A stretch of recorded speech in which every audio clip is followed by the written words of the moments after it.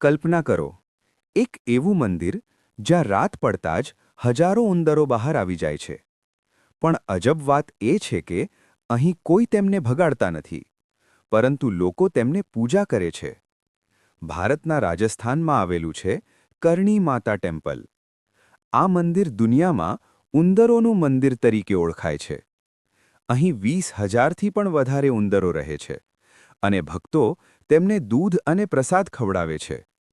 કારણ કે માન્યતા છે કે આ ઉંદરો સામાન્ય નથી. આ બધા કરણી માતાના ભક્તોના પુનર્જન્મ છે. અને અહીં એક ખાસ માન્યતા છે. જો કોઈને મંદિરની અંદર સફેદ ઉંદર દેખાઈ જાય, તો તેને ખૂબ જ શુભ માનવામાં આવે છે.